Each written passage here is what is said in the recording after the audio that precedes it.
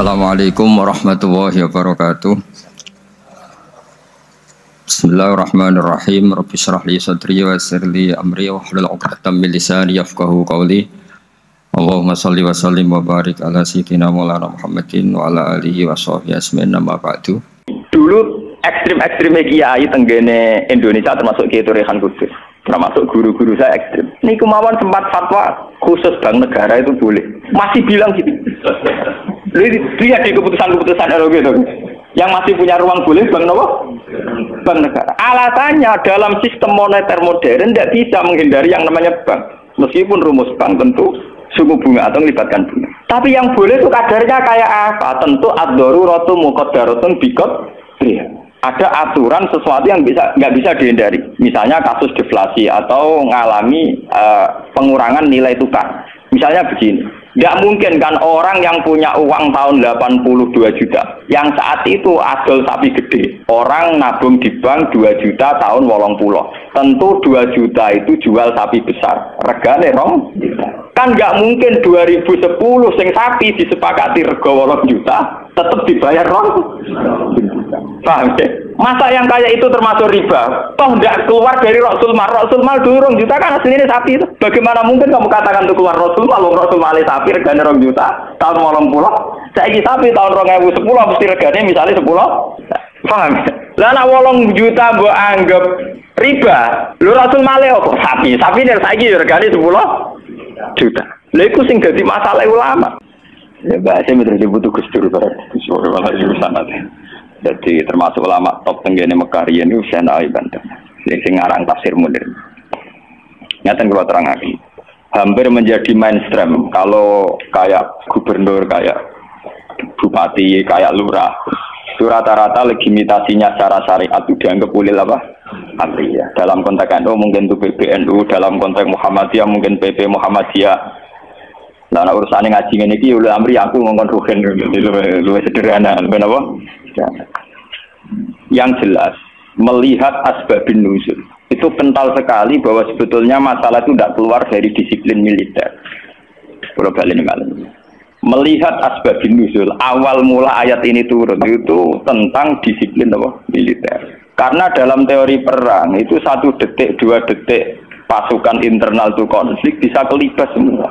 Sehingga dalam sistem perang atau sistem komando tidak ada ruang ijtihad, tidak ada ruang polemik, tidak ada ruang beda pendapat.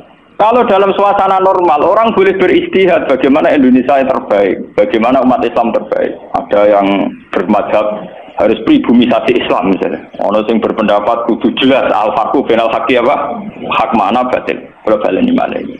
Ayat ini secara nuzul itu jelas-jelas tentang konteks perang. Kita tahu dalam teori militerisme, dalam teori militer, teori perang, tidak ada ruang diskusi, nggak ada ruang dialek, juga tidak ada ruang ijtihad. Semua harus tunduk pada perintah komandan.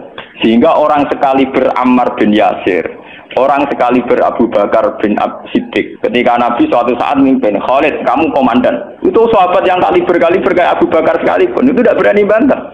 Meskipun atas nama kesalehan Khalid bin Walid itu tidak apa-apa dibanding itu Abu Bakar.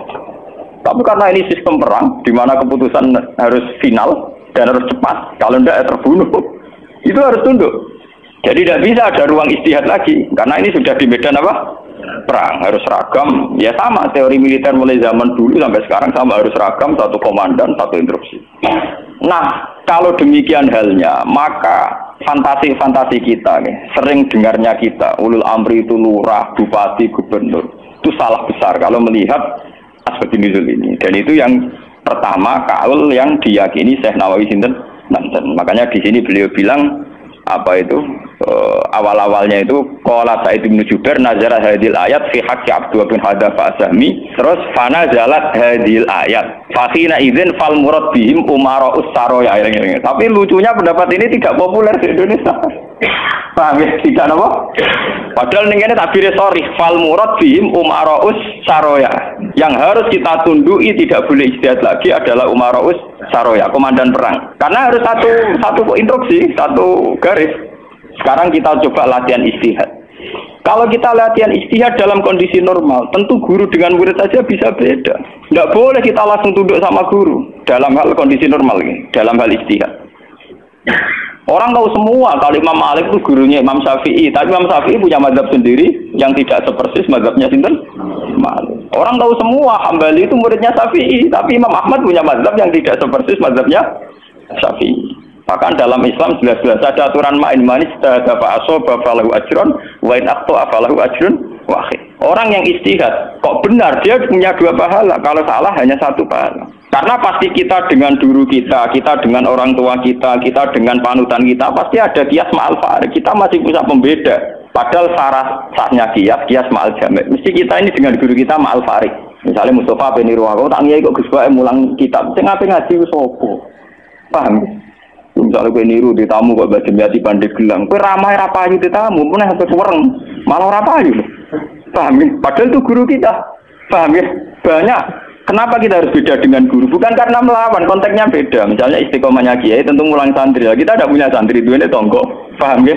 Iku tonggo sing kita kalah sejarahnya. Tahu diutang, tahu buroe. Bareng ngono kita modal dadi kiai mantan buroe wong ra salat. Bingung to lek ndak wae.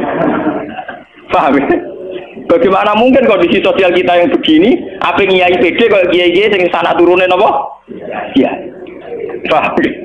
Akhirnya kita tetap diam-diam punya format sendiri. Nah, makanya bagaimana mungkin ulul amri itu ditafsiri kalau harus seragam di luar konteks militer tentu salah besar. Malah Imam Nawawi memiliki dawuh bahwa ayat ini sebetulnya turun dalam konteks apa? Militer. Gini ku umaraus saroya. Tapi tragisnya pendapat ini tidak populer di Indonesia. Mulai tiap lurah, bupati sampai SBY, tiap kiai yang mimpin ormas itu mengklaim kalau beliau-beliau itu adalah apa? Ulil amri. Dan kita harus taat, harus tunduk. Paham ya? Itu kalau menurut pendapat di sini ya, niku awal yang dipilih ya. Artinya Imam Nawawi menceritakan 3 pendapat, tapi yang diprioritaskan di pertama. Biasanya tradisinya ulama, kalau yang dihikayahkan pertama itu yang diyakini, paham ya? Dia misalnya punya 3 hikayah pendapat, ya kok yang diletakkan di pertama berarti yang paling apa?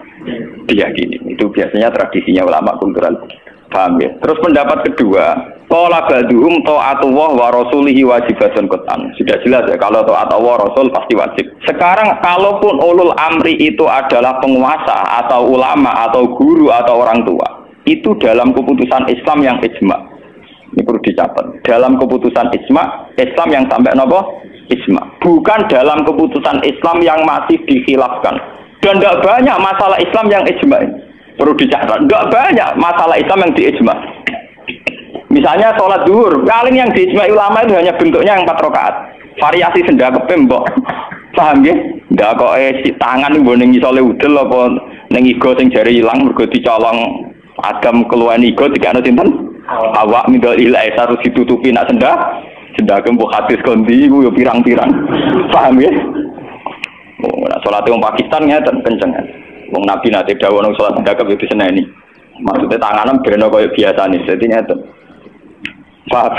Wong ana hadis nak cara riyen guru kula nate cerita. Nak salat wong Turki apike jajasan dasinan. Kejare Nabi, kowe nak salat kudu ala ahsani hayatikum, pada baju terbaik kalian. Sarung identik mbek wong nganggur. Paham ya? Berarti kena sholat sarungan berarti sowan pangeran dengan pakaian pengangguran. Paham ya? Mereka sarung itu gue kemulan, gue nyolong pelem, gue tambah dadu. Makanya orang Turki itu meyakini sholat yang baik itu pakai baju kehormatan.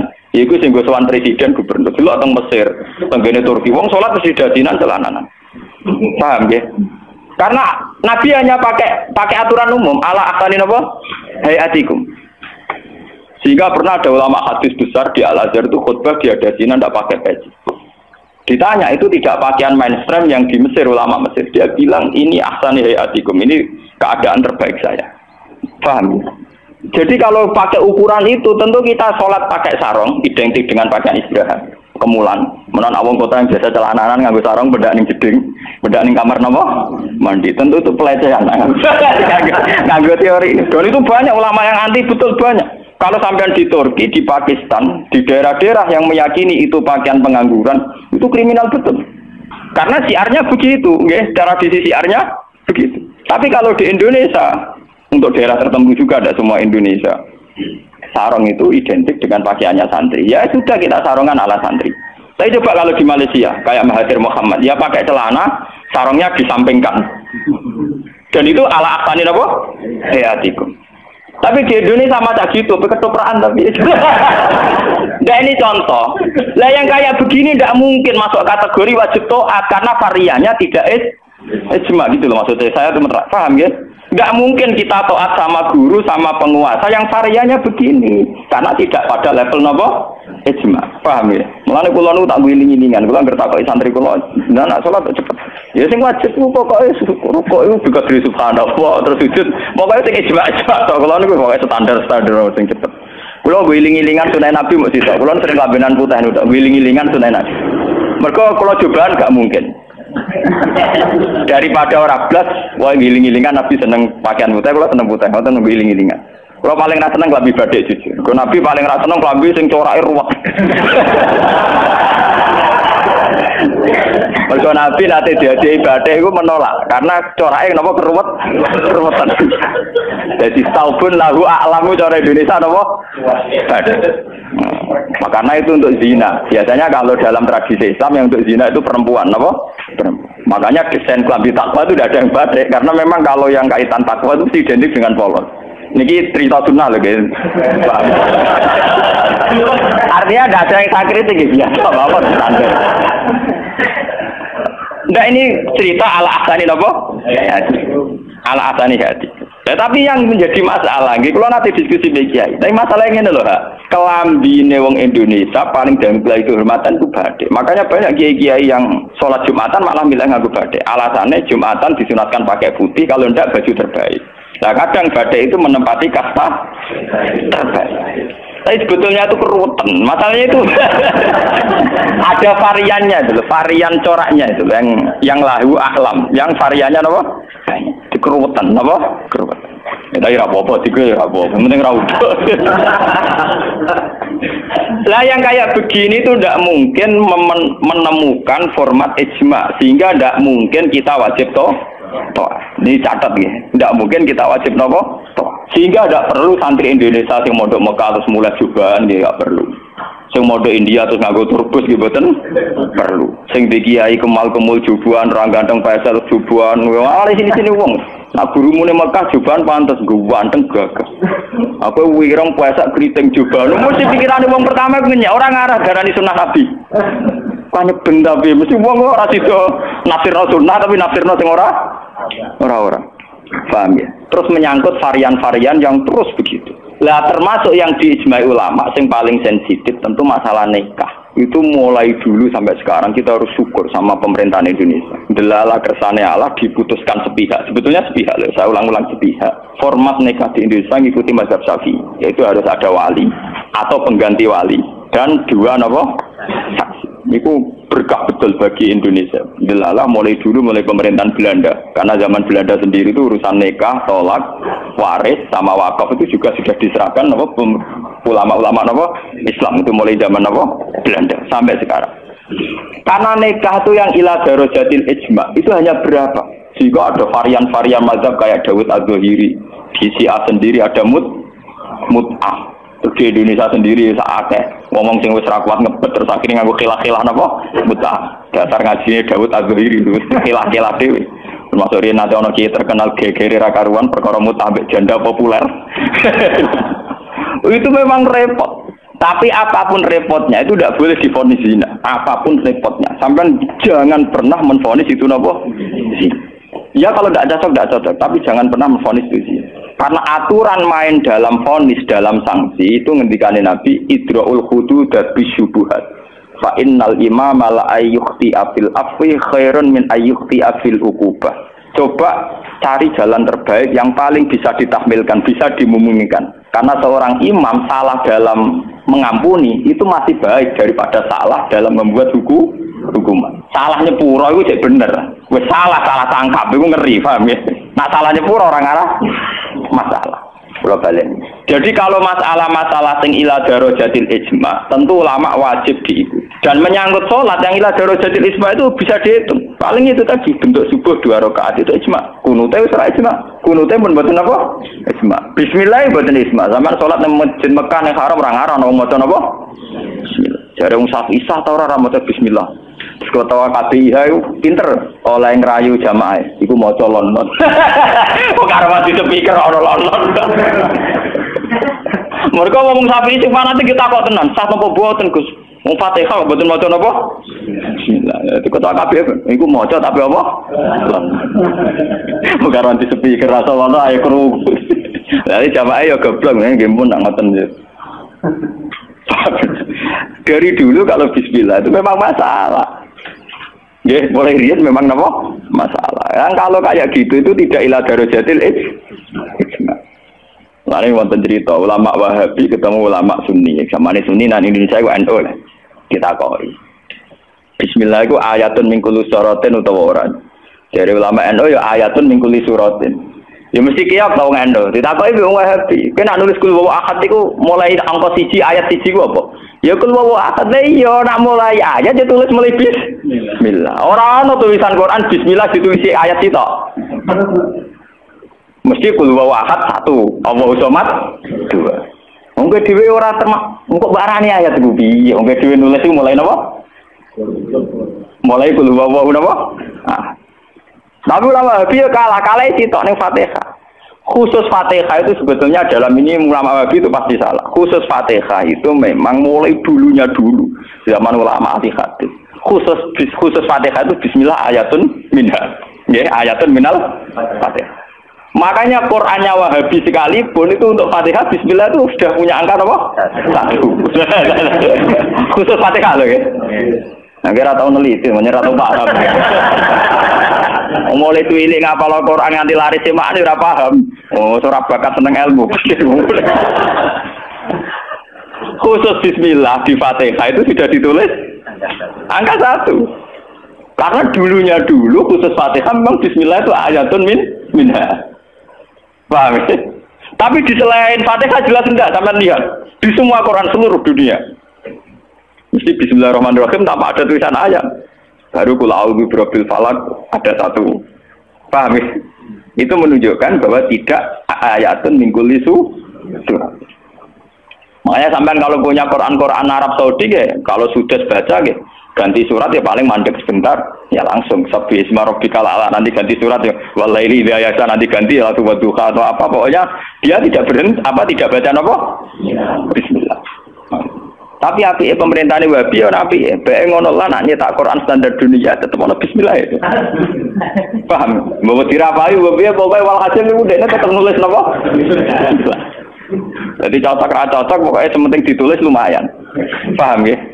Mulane kiai-kiai kira iso do-do di jamaah. Sepundi kok mboten maca Fatihah imame. Ya maca tapi kira krungu. Nggih pun nang. Wah payah. Paham ya? Tapi itu baik. Yang kayak begini itu tidak darajatil ijma dan kita boleh balelo, nggih boleh napa? Balelo. Ya sama seperti konteks tarawih. Kalau bolak-balik matur, wong Muhammadiyah roh kabeh nak tarawih nang Masjid Haram 20. Taslimatun min kulli rak'atain. Tetep balelo 8. Pahami balelo napa? 8. Wong NU ya roh kabeh nek nang Mekah Madinah ra ono kunut. Tetepe balelo napa? Kunut. Paham ya? Di Muhammadiyah balelo ning tarawih, NU balelo ning kunut. Itu sah secara ilmiah karena tidak darajatil ijma. Ya sah itu secara ilmiah apa? Sah. Apa contoh diterusno urusan poligami, tapi ekstrim. Poligami nggih ngoten. Wong roh kabeh, nak sahabat-sahabat itu garwane ana sing 16, ana sing 10. Tapi wong Syafi'i meyakini maksimal apa? Wong yo roh kabeh, nak Sidina Ali misale dibojo nganti 16. Raja-raja Mataram malah 32 apa 6 ngono. Padahal iku Khalifatullah pranata napa? Ya wong ya artinya kita ini itu tidak ila darajatil ijma. Kamu menvonis zina pasti salah. Jangan mentang-mentang kamu Syafi'i orang Islam yang menikahi di atas 4 kamu vonis zina pasti salah. Vonis kamu pasti salah, kriminal vonis kamu. Jangan mentang-mentang Syafi'i kamu menvonis zina siapa yang nikah fawqal asar. Enggak bisa. Karena itu memang keputusan maksimal 4 itu tidak. Sing ijma paling sak ndure siji mesti masalah geger iku ijma iku. Iku mergo nglakoni dhewe-dhewe. Paham? Nah iku peristiwa kenyataan, nah iku ora urusane ijma ulama. Mulane anggere ana kiai sing ahli sosial kados kula takok, "Iku hukume poligami piye?" Poligami ora piye. Lah kok derawan iku ya mari repot. Lah mesti kemari repot. Halal sing mari napa? Repot. Jadi masalah-masalah yang tidak irada rojatil isma itu tidak usah punya vonis hukum. Jangan katakan orang yang nikah faqal arba hukumnya itu juga menyangkut Jumatan. Jangan katakan kalau sebelum 40 orang terus tidak wajib Jumatan, tetap wajib. Khas mensyaratkan 40 itu khas mazhab nopo Syafi'i. Tidak bisa. Misalnya di desa-desa terbelakang banyak yang jumlahnya belum 40 dan mereka tetap harus Jumatan. Dalam kitab-kitab Syafi'i sarannya juga gitu. Jika dunal arba'in sebaiknya tetap Jumatan. Meskipun nanti sebaiknya a'aduha duron. Meskipun nanti sebaiknya ya ada nopo. Karena bahaya kalau nanti ada Jumatan disyaratkan nunggu orang 40. Nggak ada dalam tradisi wong latihan berjuang langsung di umat kira 40. Iku apa-apaanan. Latihan berjuang di umat 40 itu sakitnya. Nabi dadi nabi selawase ana sing di umat moloro telu. Utrimo wong sapi di umat minimal bro 40. Ora ngarah. Paham ya? Nek kula baleni malih. Kalau pendapat ulama itu ila darajatil isma baru wajib ditunduki. Padahal masalah yang ijma itu bisa dihitung dengan jari. Misalnya sholat 5 itu paling bentuk rokaatnya yang ijma. Bentuk fatihahnya ya misalnya Hanafi tidak harus fatihah. Pokoknya mata ya saro minal Qur'an. Macam-macam gitu. Oke, mata ya saro nopo minal. Kalau Syafi'i bentuknya harus fatihah. Tidak harus surat. Itu yang tidak ijma'nya. Begitu juga menyangkut i'tidal baca apa, rukuk baca apa, sujud baca apa juga tidak pernah ijma'. Sementing ada tumakninah bikot di subha. Nah, ya ukurannya bacaannya pakai begitu. Kalau diteruskan juga masalah qiraah, ada Ibnu Katsir, ada Imam Asim, ada Imam Amir, Ibnu Amir dan sebagainya. Sehingga qiraahnya Qurannya macam-macam. Cuma kita ngikuti qiraah atau Asim riwayatin apa? Hafiz yang kita yakini dianggap qiraah apa? Masyhur.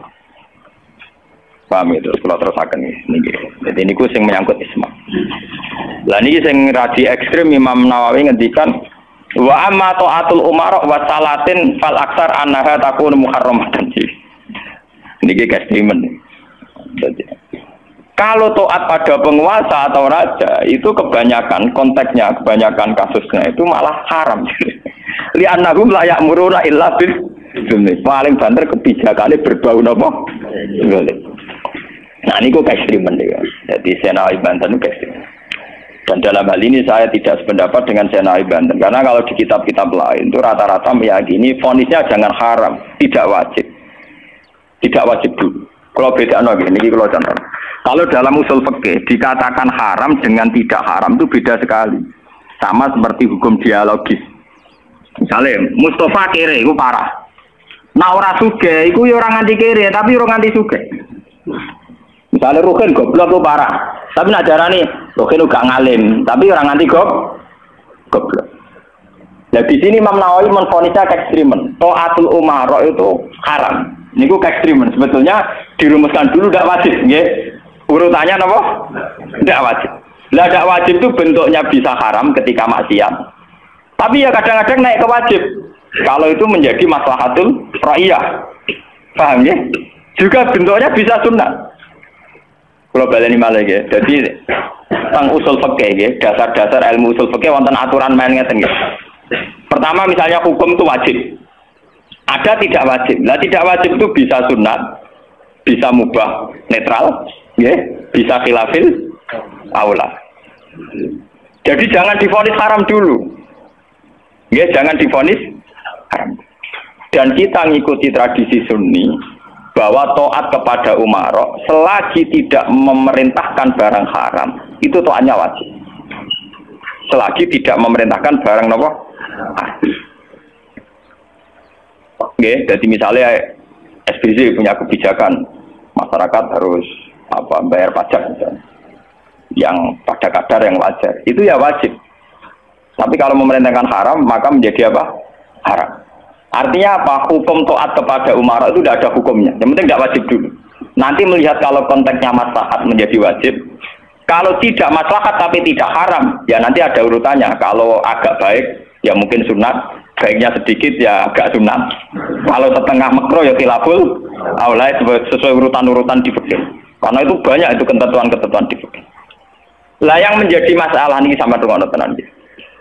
Bagaimana kalau sesuatu itu taruhannya dengan stabilitas?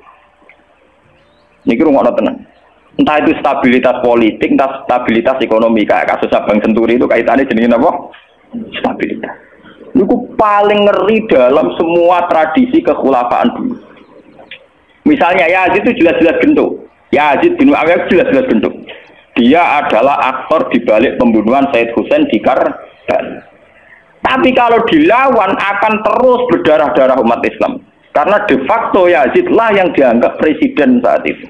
Karena dia putra Muawiyah yang memenangkan pertarungan politik dengan Ali bin Abi Thalib.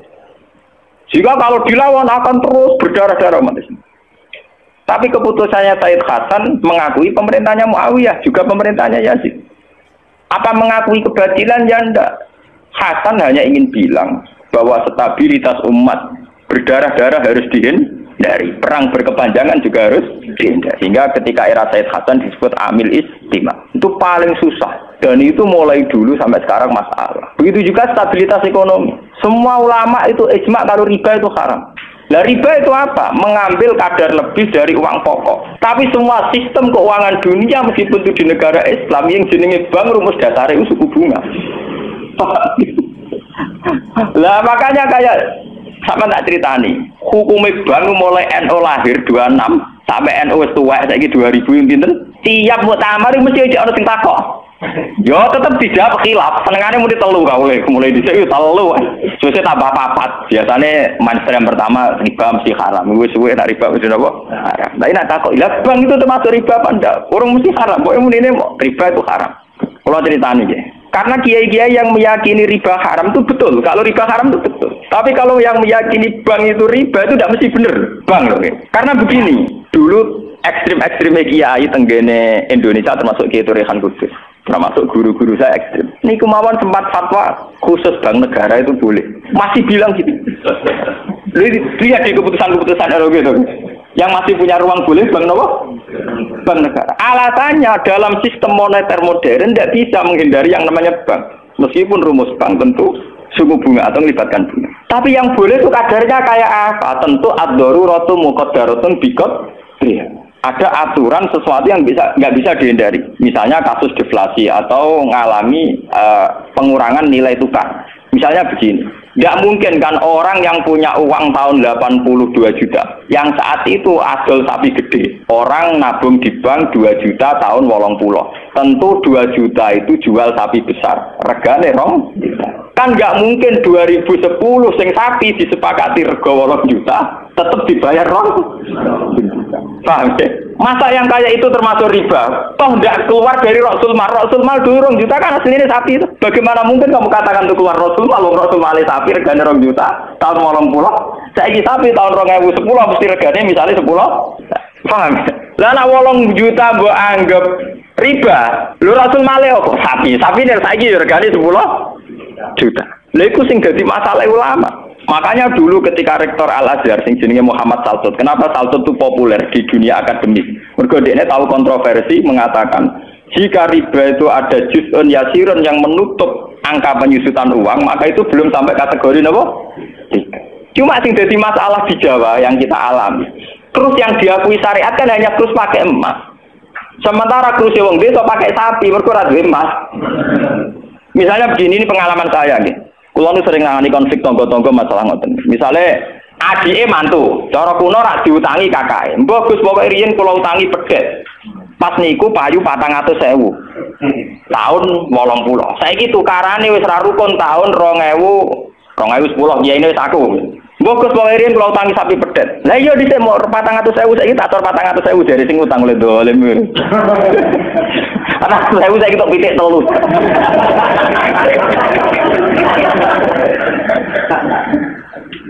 Aku lo jadi kiai ini gampang lo jawab ngeten mawon. Nak disaur 400.000 jelas mari geger. Itu kok ada pedet mawon. Wong riyen utange napa? Pedet. Sampai itu goblok. Terus orang nganggo empat, nganggo pedet, ngene pedet ya, saya tuku pedet. Enggak, aku ngukumi wajib nganggo krus pedet, wis rupa duwe mesti geger. Nah, dhisik kok pedet yo sahur napa?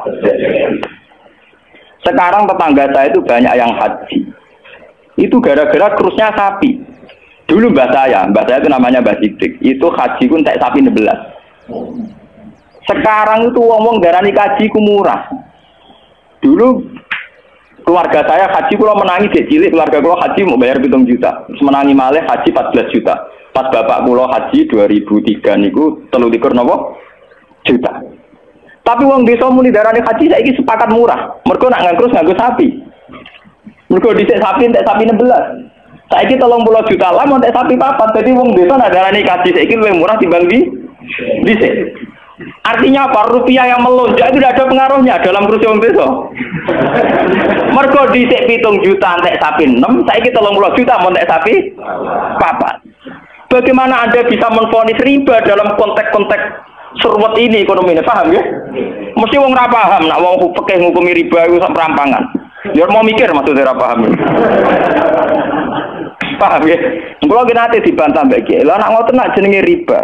Sama nak diutang aku malah saya kira iso nyaur, mesti riba. Wong diutang Pak, wong diutang. Saya iso nyaur mesti kudu riba. Nah riba ra iso nyaur. Nah contohnya piye? Nah misalnya sampean diutang aku 10 tik, saya ini golek 10 kangelam sih buat sahur 100 rupiah riba loh kamu nih.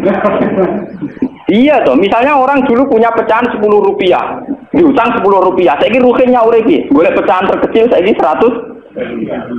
Nyusui ra iso lho. Wong pecahane 80 ya ora ono. Apa riba itu misalnya? Paham ya? Kalau riba itu persis nilai intrinsik, nilai nominal uang, tentu masalah. Tentu napa? Berarti uang diutang 10 sen atau 10 rupiah kudu disaur 10. Golekine ning ndi? Paham ya? Nah ora susah barang riba lu nyusui duit 100 rupiah, golek 10 rupiah 80 nggih. Piye carane? Monggo dadi ulama gelem mikir, mufon. Paham? Lah yang kayak begini ini masalahnya itu repot. Kalau sudah menyangkut stabilitas, entah itu politik, entah ekonomi, pasti itu repot. Kasus-kasus ini kasus Bank Senturi, kasus masalah intelijen itu kalau pertimbangannya stabilitas politik ada intelijen, stabilitas ekonomi ada permainan bank, dua ono LPS, buah ono KKS, gampang ono bulat. Podo untuk stabilitas kiai yang ono antar kiai rapati ngalim kudu dilindungi, ku ono ya kiai. Ya kan semua itu demi stabilitas. Dari aku ditapai wong, cara jenengan Kiai Mustofa nis putih saja be wong apik. Tapi kok nate ngeten-ngeten ya wong tahu salah tapi tetep wong apik. Itu demi stabilitas. Kalau mau tidak percaya pada kiai tinggi juga repot agama iki, paham? Paham? Orang mau bangko yang kalau nggak ada motif percaya ono ras.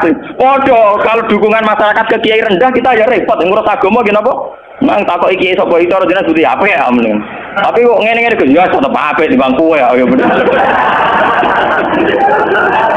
Aku lah sering disewani tiang-tiang, ono kiai terkenal opo di A tokoh-tokoh desa, mbok terkenal opo kono jenenge fitnah yo macam-macam, mbok fitnah mbok tenan apa napa alam. Ono kiai kok kelakuane ngene-ngene terus piye penape to. Sing diarani kiai ku apa? Kiai ku wong sing mimpin salat. Nek pancen salat itu pas kiai, lah di luar iku kowe ra ngekno ora apa-apa. Sesuai kiai ini kadang-kadang soal aku, wala Gus kula difitnah ngeten. Ku yo goblok, kiai kok di luar urusan salat. Penting lu anggere salat ke rukuk makmum rukuk kabeh, pas ke sujud kabeh ku jenenge kowe pas nyai. Paham nggih? Di luar iku 50-50. Wong aku sing ngalim perasaanku ngono kok kowe kok repot. Aku ra wis kiai ngalim, perasaanku dadi kiai pendak mulang amne. Ora mulang serapati napa? Iya. Doa kontak itu gotok. Gua nganti saat ini biasa teng pasar, lu teng parkiran, lu teng isor gitu ya. Ini tiang-tiang lu gue sudah motor dulu. Kadang gak wonten sing ngamuk. Gus ono Gus Ba. Nabi bilang, aku nyayu pedak mulang. Kenapa punya iki ora pas sing apa? Cuma tetep wong saleh, meneh tak omong ya. Aku tetep wong saleh. Lalu kula ulama paling ra tau tersinggung. Mboten ate kula tersinggung. Sale rukun tak kontan urut mboten tersinggung. Iki biasa mah. Ya ranura itu artinya jadi akal, jadi pertimbangan. Ya apa jadi akal lah. Kudune seneng di santri jadi akal. Kadang kita ini berlebihan, ngongkon wong liya juga taat di luar konteks urusan agama. Kadang kita nyuruh orang itu kan hadzun nafsi. Misalnya aku jadi kiai di rumah mewah, tentu kepengen ono pot sing indah, ono bunga sing indah. Ngongkon santri wajib nurut. Itu kan aku nafsu. Saat aku kepengen di bunga yang indah, di taman indah aku kan nafsu. Kenapa instruksinya pakai lembaga kekiainan? Paham ya? Oh, itu kan kriminal, loh. Paham ya? Kecuali misalnya Ruhin ngaji ngantuk, anggap kriminal bener dalam konteks agama kok itu kriminal. Paham ya?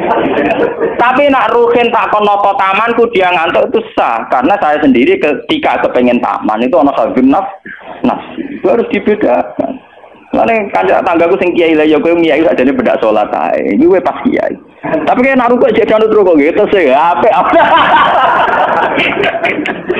Tangga-tangga itu wong salat itu ape prai gara-gara kecewa apa? Ya tak omongi masyarakat ya tak omong. Nak ben prai yo prai wae. Dari awal salat itu ku sunat. Ora usah maksa salat itu tambah gremeng dari awal salat itu apa? Kan arah percaya tak baturi salat itu. Ngaku nganti saya biasa salat itu. Mula biasa loh nganti sandi salat. Iya toko-toko biasa. Ya ini biasa mawon dulu. Ya tapi kan jadi sekeramat gitu wong. Sekarang ya biasa mawon gitu. Artinya bukan apa-apa ya. Mbok ya agama itu tidak usah sekere. Pon sunat ben tetep napa? Sunat. Terus kok ada dua ora atau surat subuh nek salat. Wong abang-abang ada gerakan. Ora tau subuh tak salat kok. Penak. Subuh wajib tahu pasti napa? Paham. Maka dan itu yang dipakai ulama-ulama dulu kayak Khulafaur Rasyidin pakai itu. Kalau perintahnya itu pribadi, mereka dari awal tidak mewajibkan. Sehingga mereka tidak punya masalah yang serius. Kalau baru atas nama agama benar-benar wajib toh. Sekarang itu kan rancu. Ngono arwah. Nah, ono santri kriminal kabeh, misalnya wong lunga, misalnya kiai lunga kudu mobil sumban, kudu rosi kudu. Itu kan bagaimanapun ada hadzun nafsi. Ya kita ngongkon santri ya ngongkon, ben cung mobil bersih. Tapi kita tahu kalau itu pada unsur hadzun nafsi. Nek rodok ngantuk sithik-sithik mbek anggap yo keben. Paham ya? Kecuali kita ngongkon salat, mbek anggap kita marahi yang sowan pangeran jangan. Harus kita bedakan mana perintah kita yang masih berbau nafsu, yang mana benar-benar orisinil faktor agama. Faktor apa? Agama. Dan itu yang dipraktikkan Rasulullah. In udhiya ya'fu wa la yu'aqib wa in khusima yasmut wa la yujah. Nabi kalau disakiti secara pribadi mudah dia memaafkan. Beliau mudah memaafkan. Tapi wa idza du'a haqqullah, kalau haqqullah yang sudah diterlantarkan itu beliau baru tersinggung. Nah, sekarang kan sudah campur aduk. Hadzun nafsi digawa lembaga-lembaga apa? Maka tak kandhani kudu nurut. Partaiku. Ya PKB atau P3 itu kalau PDIP mbak jangan dia kok PDIP kalau PNE tak perjuangan kalau mulai dia kata partai apa bagus kalau PDIP tapi PNE tak bagus dia perjuangan jadi orang murid butuh apa perjuangan enak melihat PDIP golongan karya wong alim kudu sering berkarya.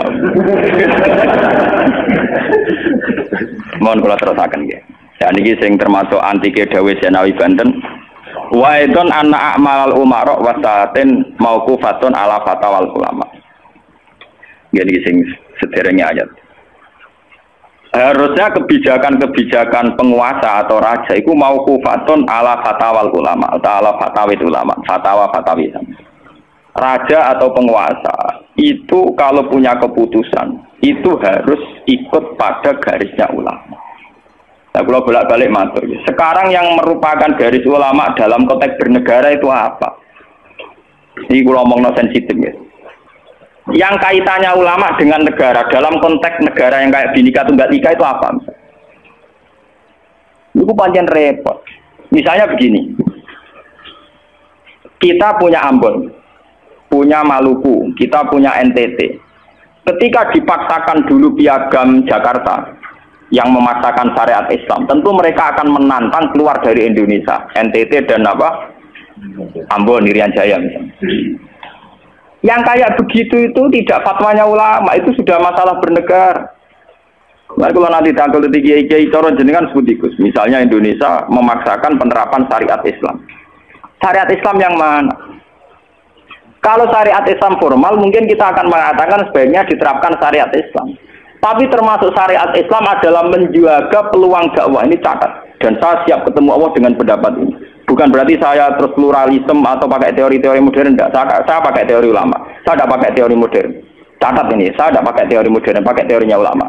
Termasuk syariat adalah menjaga peluang dakwah. Bayangkan kalau dipaksakan syariat Islam kemudian NTT keluar dari Indonesia, Ambon. Kemungkinan kita dakwah di Ambon malah ada. Juga kemungkinan Islamisasi di NTT malah ada karena sudah keluar dari Indonesia. Paham ya? Mulai dulu wali songo ambek maling ya apik. Ambek tukang zina ya apik.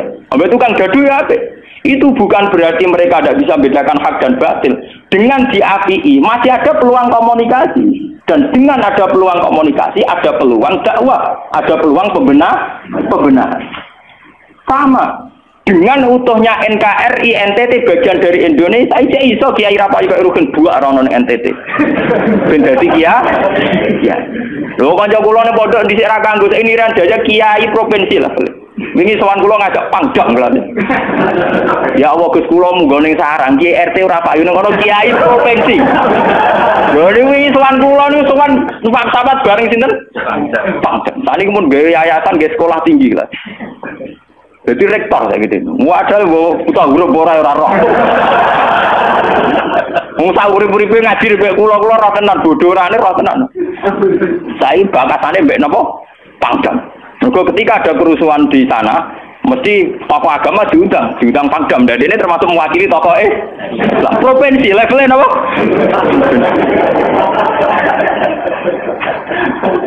Artinya logika sehat kita, kalau kita memaksakan syariat Islam formal malah NTT lepas, itu kan berarti tidak ada kesempatan dakwah. Toh dengan tidak lepas, toh kita bukan berarti tidak ingin dakwah, kan tetap ingin apa?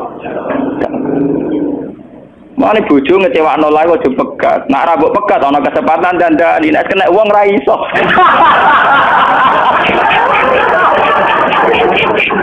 Tapi tak takdir apa. Ya sama. Semua sejarah Wali Songo itu sama orang nakal kan enggak apa-apa. Sampeyan delok biografi Ki Khudori Tegalrejo, dhisik terkenal yo kancanan bajingan. Bajingane tunduk mergo sungkan ramae. Teng Rembang ana jenenge Ki Sahid, wonge ganteng ya toreko. Niku wonten bajingan tobat mergo kula nu sungkan bebas saya. Mboten nate duka mek kula, ger ketemu kula pengen senyum. Lha iku sungkan senyume nganti tobat. Artinya apa? Saat kita ekstrim atas nama hak dan batil malah lari. Toh teori itu ya diakui Quran walaupun tafazzun ghalidul qalbi lan faddu min hauli. Toh teori itu juga tidak jauh-jauh dari aturan Islam. Meskipun kita juga punya teori yang lain, karena ini tidak selamanya berjalan lancar. Kadang gue kancanan nakal ya belok nakal tenan. Kancanan nonde ya katut tenan. Selingkuh tenan. Sebab itu ya ben ekstrim yo keben. Nyatanya pribumisasi kadang ya katut tenan. Wong Gus kancanan nakal kadang sing nakale ora anut Gus, kadang Guse katut sing nakal. Malah jadi rocker. Dari sisi pertama dakwah dibeli Gus sing melok nyanyi. Ora kok sing grup band malah wiridan malah. Artinya kan metode apapun kan enggak semuanya jalan lancar, tapi kita atas nama manhaj metode kita seluas mungkin punya wacana nggih, terus kita punya banyak pilihan. Ini disebut ikhtilaful a'immah tetap nomor rahmah.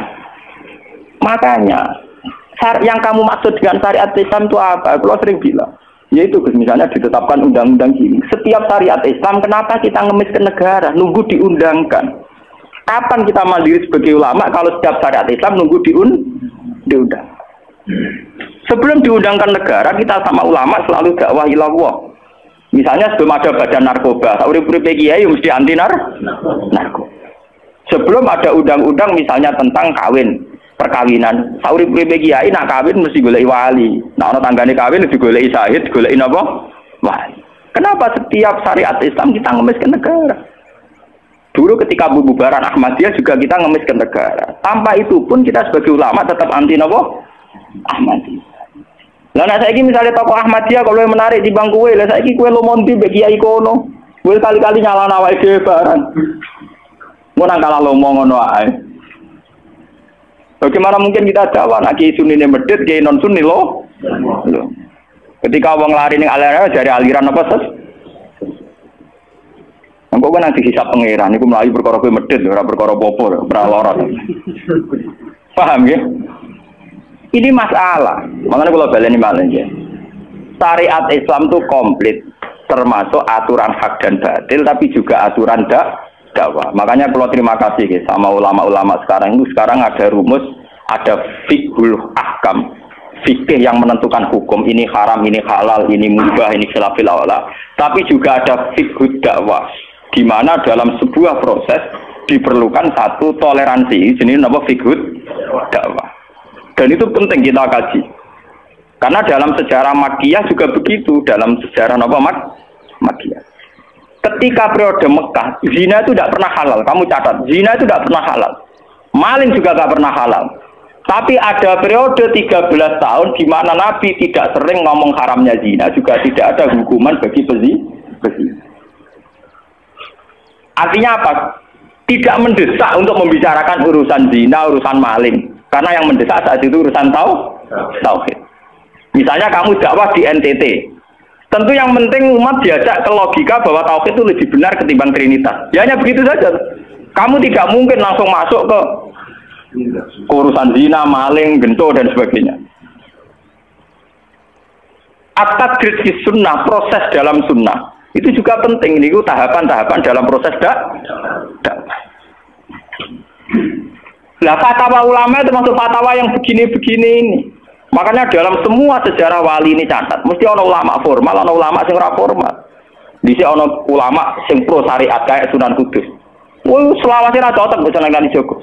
Kok Kalijogo pokoke wong Islam wis bener, mulane penggemar wong Yogyo-Yogyo. Termasuk ora usah salat dari salate Mbak Kali. Atine wis salat. Wala kan boyo lali salat 3 klaten Jogja mbok kono. Sunan Kudus kafir cara dene. Selawase ra cocok. Ya tapi bagaimanapun, bagaimana mendakwai orang Islam kawasan Jogja, Klaten, Solo, golongane pinggir, kalau tidak model Kalijogo. Nyatane ya tetep saiki Islam pirang-pirang, sing salat ya wis akeh. Paham ya? Itu dulu masalah betul. Sunan Kudus kiai fikih. Bahkan ulo untuk cerita ya, dari lesan ke lesan dari para kiai. Sunan Kalijogo saat itu tukaran terus be Sunan Ainul Yakin ke sisi tok ape gawe dakwah nganggo macan tengul napa jenenge wayang napa tengul wayang tengul lak bentuke fisik wong koyo patung haram kuman swara sorotan udiba kok ngekek nyawa barang jero iki kuno kan ngene akhirnya tukaran Kalijogo sadar iku metode efektif walhasil akhirnya disuwarno kiai sepuh zaman iku Sunan Kudus Sunan Ampel terus ditenan ya saiki sedengan wayang kulit. Mergo wong gepeng ora urip. Ya tetep ana wayang tapi kulit. Artine iku ya gepeng ku artine kan gak ana ora urip iku kan ora perlu kon ngekeki nyo. Iku setengah-tengah. Lah Sunan Kalijogo muni syahadat iku lho mok. Munine sekaten. Muni kalimat syahadat lho mok, muni kalimat sodo. Saking jawanisasi napa bae dene yakin putih ku sunat ya nganggone ireng terus kabeh foto wali songo putih kecuali Kalijogo. Dari Babi Onto napa Kusumo.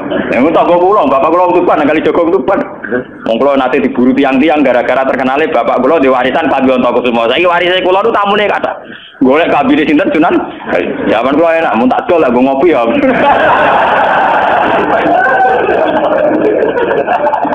Mau aku barang apik iki mau didol kok ngopi. Sing duwe aku terserah kula kan. Oh ngenyawang tenan wong alim jis bakat ontoku semua. Apa ya, Saudara?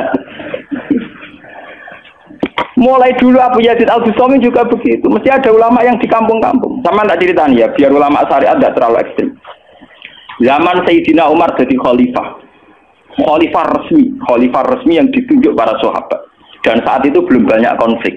Ya, belum banyak apa. Itu Sayyidina Umar mendapat amanah dari Rasulullah SAW. Umar, saya punya umat. Dia adalah orang terbaik di zamannya. Ya, saya punya umat. Dia adalah orang terbaik di zamannya. Namanya Uwais Al-Qarni. Kalau kamu ketemu dia, salamku untuknya. Dan kamu harus minta doa supaya husnul khotimah. Terus dari Umar, pakai Fabi. Pulau ngertosis pundi. Dia udah penyakit baros. Fa'adhabahuwa ilamu diadirham. Walhasil nih gue katifil aisar ada bekas penyakit baros tinggal tak apa? Sakoin gitu. Terus ini apa? Sakoin. Ini kalau cerita. Dia punya ibu sendiri hidup di kampung Angon Wedhus. Walhasil Umar tiap ana tamu ya diblodori. Paham ya, anggar sing raine mirip-mirip ngono iku. Nah ora kutil kan maksudnya iku. Ora mau diadir. Mboten iki kula crita nggih, ben sampean ngerti. Walhasil akhirnya suatu saat itu rombongan Uwais Al-Qarni dari Qurun Al-Qarni. Niku sowan Sayyidina Umar. Ketika ketemu sesuai sifat itu, Sayyidina Umar nangis gitu. Uwais Al-Qarni mboten purun. Walhasil akhirnya yang memerintahkan ini Rasulullah. Uwais Al-Qarni purun nangis mesti tunai. Lalu sing antik apa? Sayyidina Umar tanya, "Ya Uwais, saya ingin waktu supaya kamu mau ketemu saya." "Enggak ya Umar, ini harus pertemuan terakhir. Ini harus pertemuan apa? Terakhir." Walhasil semenjak itu tidak ketemu lagi sama Umar. Artinya apa? Dan itu saya yakin, sama tidak usah anut kula, keduren anut makom kula. Dan resiko sama mesti rawani. Artinya begini, ketika orang dengan izzatil Islam, ini catat betul. Misalnya wong jadi kiai gede, kados kiai kula misalnya Kiai Memun, kados Hasyim Muzadi, kados Gus Dur, kayak kiai besar. Jangan-jangan nikmatnya jadi kiai besar oleh umat loh, oleh umat tidak oleh mereka ya, jangan salah paham. Oleh umat ditafsirkan wajar dong mereka senang jadi kiai, di mobil mewah, di duit akeh, pengaruhnya gede. Misalnya Habib Lutfi, orang-orang punya pengaruh, di Hamid Pasuruan umat. Artinya apa? Mereka, aku yakin mereka orang-orang soleh yang bisa nikmati keberhadiran Allah Subhanahu. Tapi umat tetap membaca mereka bagaimanapun ada fasilitas. Umar sebagai khalifah punya pengaruh, punya uang, punya otoritas. Bagaimana dengan fakta bahwa Islam juga mengajarkan orang hanya nyaman hanya satu, dengan Allah, dengan kebenaran. Tapi dengan percontohan orang-orang kayak Uwais Al-Qarni, maka Islam utuh. Ada penjaga syariat kayak Sayyidina Umar, Habib Lutfi, Kiai Memun, Kiai Hamid Pasuruan. Orang-orang jadi sentral, cara teori sosial jadi mercusuar. Tapi ada orang-orang yang menunjukkan bahwa dia bisa bahagia hanya dengan kebenaran. Paham ya? Akhirnya umat kan enak. Lho kados kula nu ngrasakno tenan. Kula nu nganti saiki rong tau jeneng imam masjid. Padahal imam itu sungkan. Kula nggih mboten nate pidato. Kula nggih iso sing pasar be anak kula dhewean mboten ngajak pengawal. Saya tunjukkan kepada umat bahwa ajaran Islam yang sebenar yang bisa membahagiakan adalah senang pangeran titik. Dan kewajiban dasar dalam Islam wong kon rumah anak. Soal pengaruh saya ngomong ini jujur loh. Saya punya pengaruh kalau ngaji saya banyak. Tapi saya tahu betul yang kewajiban pada saya yang hakiki hanyalah saya pada anak saya. Awaladin soleh. Kau nolak hadis bakat santri.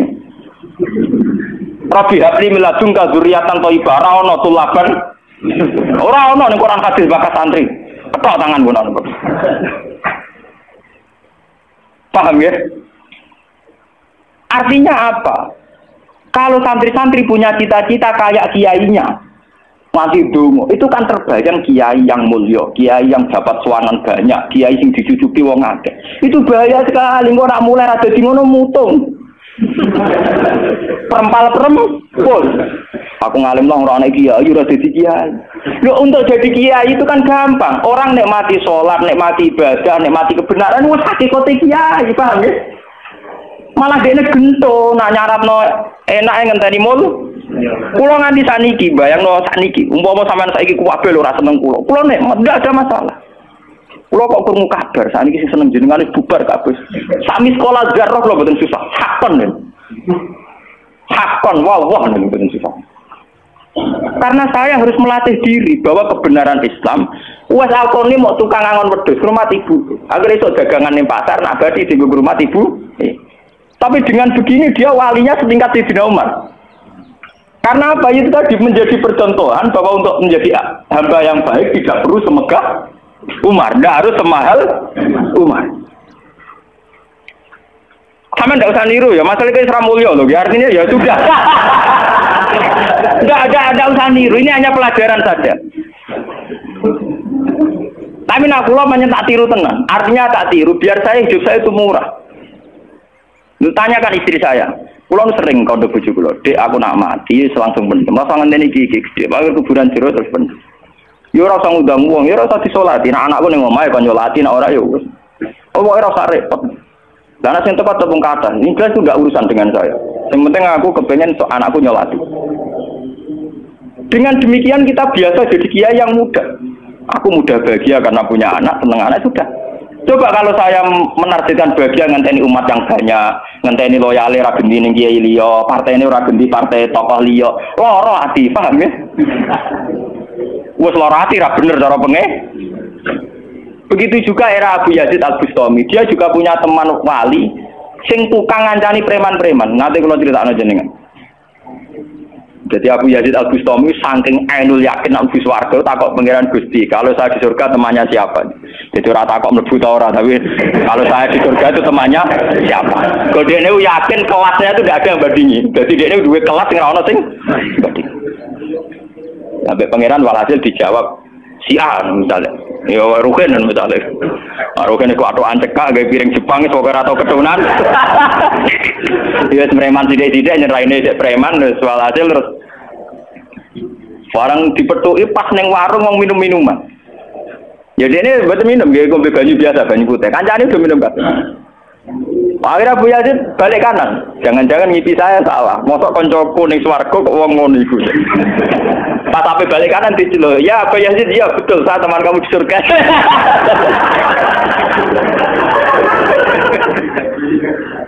Akhirnya tak apa ya. Saya iku wali kelas atas kok kelakuanmu.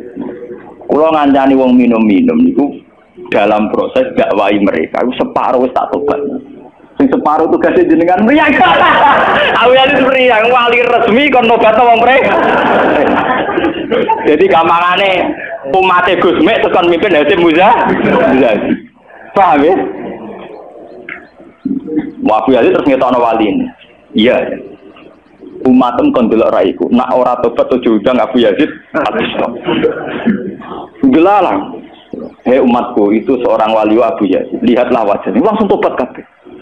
Karena alamat kiai nek tau nobatno wong. Ana kiai kok ora tau nobatno wong, ora ana wong sing tobat krana wajahe ta suarane ora pati kiai. Paham nggih? Ora pati napa? Tugas kiai nobatno wong ora ana sing tobat malah kepelayon. Iku ora pati napa? Contoh lagi bahwa orang soleh itu tidak harus berkecimpung mimpin, itu cerita terbesar adalah Nabi Musa dan Nabi Khidir. Nabi Musa itu dengan segala reputasi, revolusi mengalahkan Fir'aun, menyelamatkan Bani Israel dari cengkeraman Fir'aun. Tapi ketika Nabi Musa merasa orang terbaik, saat dia khutbah ditanya siapa orang terbaik, ya Musa saya. Sama Allah diingatkan sama Nabi Khidir. Itu hanya orang sendiri di tengah laut. Artinya apa? Untuk orang menjadi soleh harus punya pengaruh kan? Tapi Khidir dewean. Tapi saiki wong kejangkitan penyakit. Kiai sukses wis mempengaruhi wakeh, jamaah akeh, nak wiridan akeh, istighosaan. Lan kula nu tak latih tenan. Kula nggo gak ditegir ngalim mboten purun, mulang ngeten-ngeten. Saking nak sing mulang ra kula ketoke malah keliru. Kok misale sing Jadi itu saja masalah itu. Ya misalnya sing motor rujuk era karu-karuan.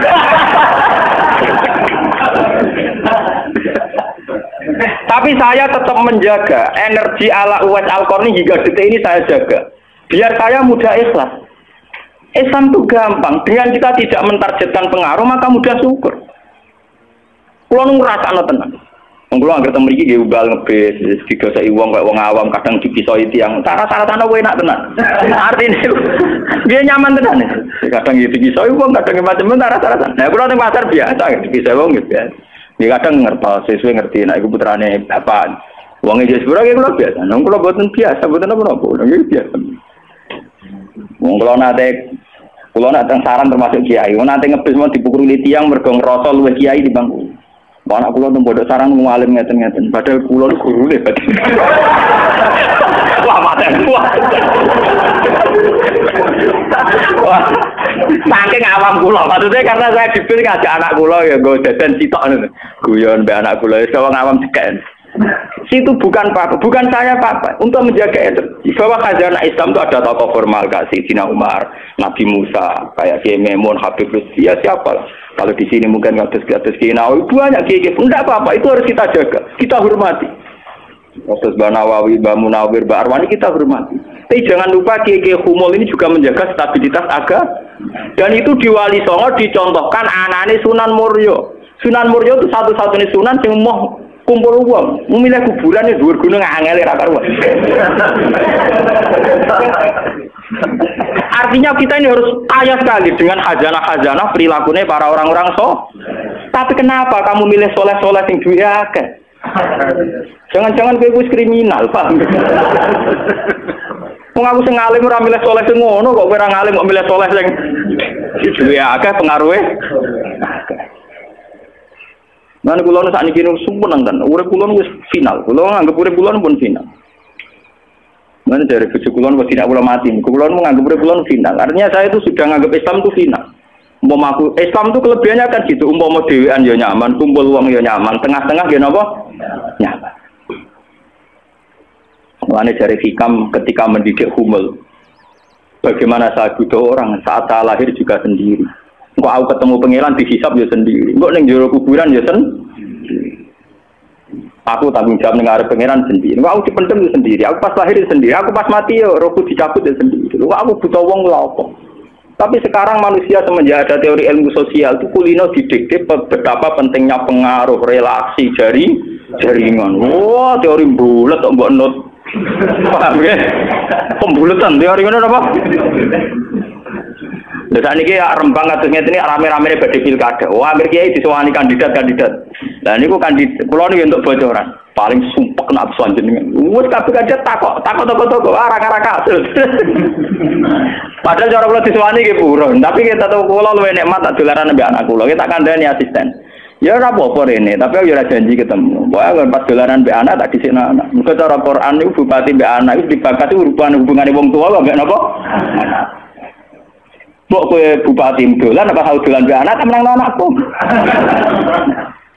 Aneh lho Gus. Ora aneh pancen ngono cara Quran dibakat wae anak. Ning Quran dibakat kewajibane wong tua mbek napa? Anak la tudara walidatum biwaladiha wala mauludul lahu biwaladi. Engko nek wis mati zaman tabnu adam ing kota amaluhu. Engko termasuk ya awaladin salihin. Nabi-nabi susahe Rabbi habli miladunka dzurriatan thayyibah. Ora, iku ilmu-ilmu kiai-kiai anyar sing nuruti nafsu, ana pentingnya relasi, jaringan macam-macam. Ya memang penting, habli minanas itu penting, tapi sepenting-pentingnya itu masih penting sing fardhu ain, rupane malah kadang ngamuk anak. Aku ning jowo dihormati kuwi anakku malah ora hormat aku. Lah manyen nyai ning jowo be anake ora tau nyai kok. Paham ya? Ambek tamu ramah anak disentak. Dolen. Paham ya napa to? Dolen. Mesti wae anake ra pati taat. Wong anake sering disentak demi wong li. Wis kali-kali wong liya disentak demi anake.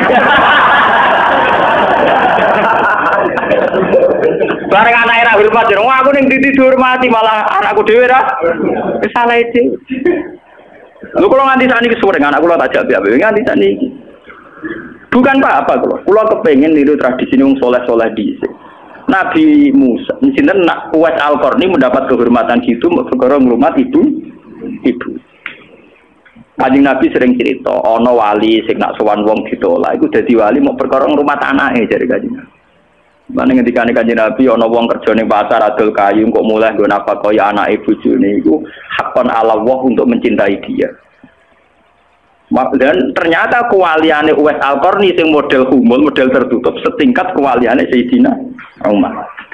Nabi Khidir sing tanpa pengaruh amen wiridan ning pinggir laut dianggap setara mbek Nabi Musa sing tahu revolusi, tahu duwe prestasi ngusir Firaun, nenggelamno nyatane derajate dipadakno Nabi. Artinya begini loh, jangan-jangan kita mengidolakan ulama besar itu bukan karena keulamaannya alimnya enggak, tapi karena kebesaran. Buktinya saat kita mulai orang jadi kiai mutung. Padahal untuk jadi kiai itu gampang. Kowe nek ejek salat subuh, ora selingkuh, ora domino, ora togel iku yo kiai. Sidarani kiai sapa? Sidarani wali ala inna auliya Allahi la khaufun alaihim wa lahum yahzanun. Ya mu alladzina amanu wa kanu yattaqun. Ora ana tarife wali kiai. Alladzina lahum tulab sing duwe santri. Alladzina lahum thalabah sing duwe murid ora. Lan kula jenenge nyai ning sampean wis kiai. Mulai sakniki anggere sampean wis salat subuh ya 2 rakaat. Zuhur ya 4 rakaat. Pokoke sing wis kaya ijma' ulama, sampean kudu yakin nek wis kiai. Anggap ae kaya Uwais Al-Qarni mek Nabi. Utawa kancane sinten Abu Yazid Al-Bustami. Ini penting kula aturaken karena tren sekarang mengukur kiai sukses dia itu dipengaruh. Itu keliru besar. Tidak ada itu dalam tradisi ulama wali. Sama tak cerita nih, zaman Kiai Hamid Pasuruan terkenal wali, pulau lu tahu banyak tentang beliau karena gurunya bapak saya, sepupunya mbah saya. Mbah saya itu punya bapak namanya Mbak Idris, itu adiknya Mbak Abdullah, abahnya Mbak Hamid Pasuruan. Jadi saya tahu banyak cerita beliau. Beliau kan orang Lasem, masih misanan kalian bah. Niku hormat sama wali-wali kumul. Zaman itu beliau masih hormat jenis Gus Ud Sidoarjo, juga hormat jenis Mbak Muhammadun Pondowan Padi. Artinya wali-wali populer sebetulnya yang hormat sekali sama wali-wali kumul nggak terkenal. Tapi kita kan mesti milih yang terkenal saja, paham ya? Padahal wali-wali yang terkenal itu hormatnya bukan main sama wali-wali yang Sinten sing aran I'anatul Thalibin Sayyid Zaini Dahlan. Niku gurune sing aran sinten? Gurune sing aran I'anatul Thalibin. I'anatul Thalibin dikarang Sayyid Abi Bakar sinten Syasol. Niku muridnya Sayyid Zaini Dahlan. Nggih, muridnya sinten? Sayyid Zaini. Iku dhewe kanca wali ning pasar Babel Kerabu. Iku angger Jumat ditiliki. Ya guyon. Suwe-suwe santrine gak trimo. Santri kaya Mustofa barang gak trimo. Wong alime ngono kok dijak guyon mbek bakul napa? Moga Jumat ditiliki. Sayyid Zaini sing rono. Dhewe takok. Wong ngoten jangan tidak itu. Iku kancaku ae. Wong sing ilmu banding aku ya wong iku. Mikir murid. Ya iku Jumat berikutnya ditiliki meneh wis ra ono. Mau sempat misoi saya Zaini. Kowe nyanati aku. Itu ketika ada orang lagi. Imam Syafi'i gitu. Imam Syafi'i itu orang alim kaliber. Dia itu kalau ijtihad hukum kok belum dikomunikasikan dengan Saiban Ar-Ra'i itu belum mantap.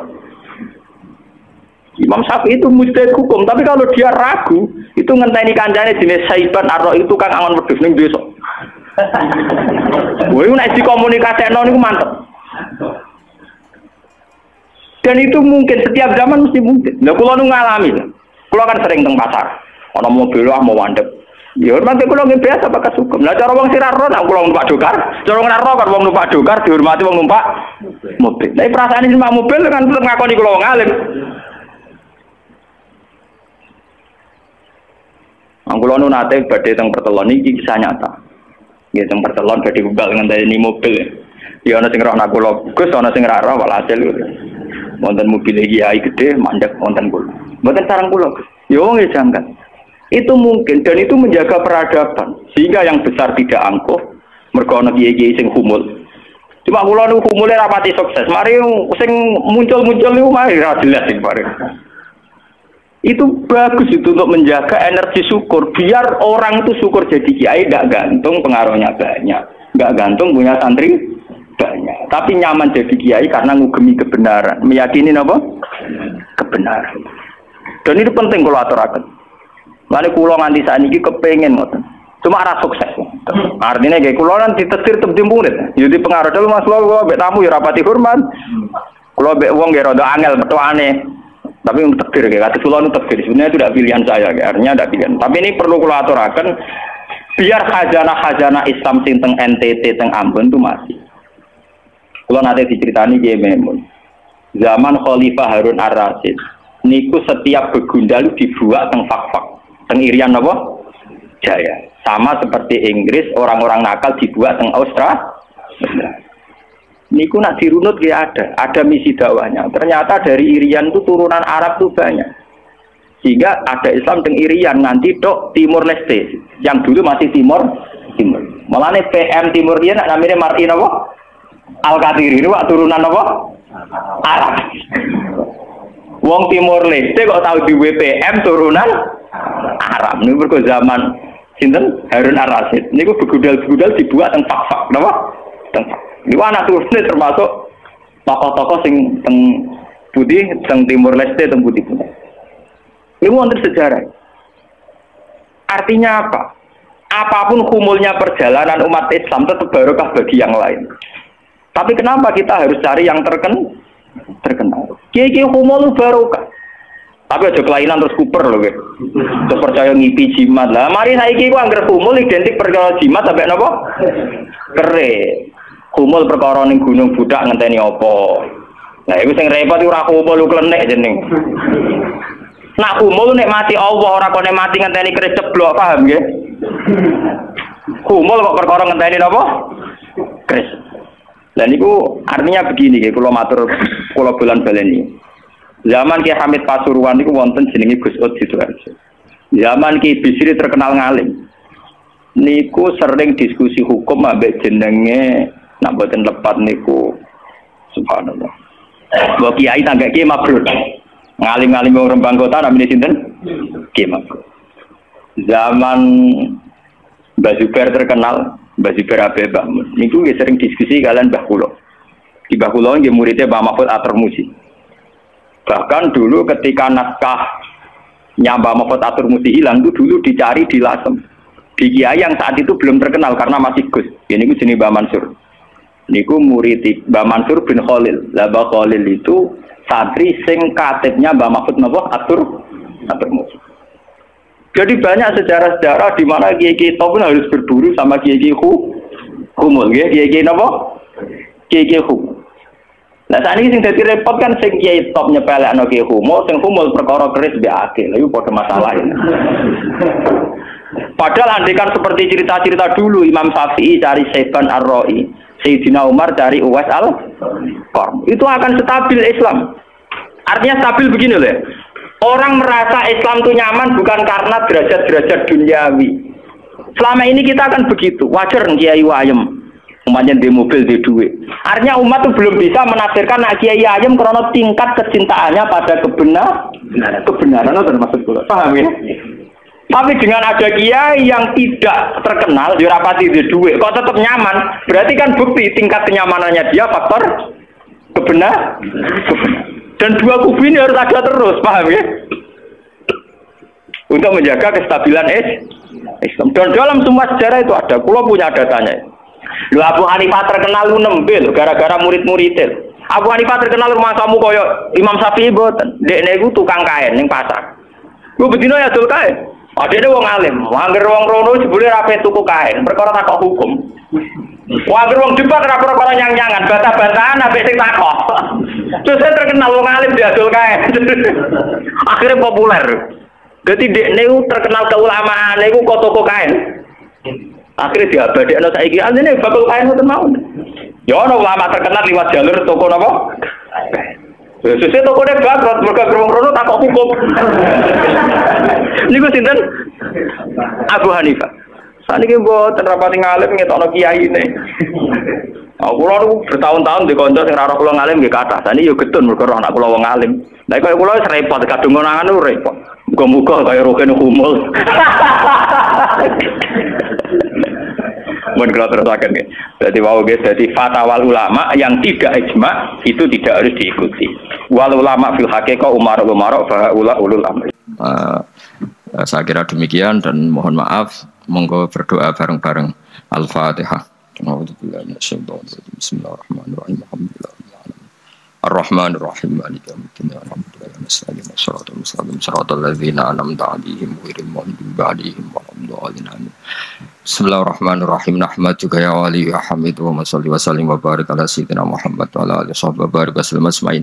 Wa shalli ala anbiya'ika rusulika asma'in. Allahumma ij'alna ya wa ahla baldatina aminina mutma'innina alladziina la khaufun 'alaihim wa la hum yahzanun. Waj'alna salimin wa ghanimin mu'afin min kulli bala'id dunyal akhirah. Waj'al ya Allah salamatana salamatan yusla biha kitabukal karim. Wa salamatan ya Allah nazkuruka katsiran fi sholatina wa siyamina ya Allah. Wa taj'alana ya Allah mimman ya'buduka mimman yarjuka mimman yakhafuk. Allahumma ya ij'al hadhil baldah baldatan thayyibatan mubarakah baldatun thayyibatun warfun ghafur bi haqqi tatabi alaika wa na'maika ya Allah wa nahnu nasku ilaika ya Allah du'fana ya Allah wa qillata hilatina fa'adrikna ya Allah daiman wa fi kulli hal bi alaika wa na'maika hatta nakuna ya wa salimin mu'afin min kulli bala'i dunya al akhirah. Rabbana atina fid dunya hasanah wa fil akhirati hasanah wa qina adzabannar.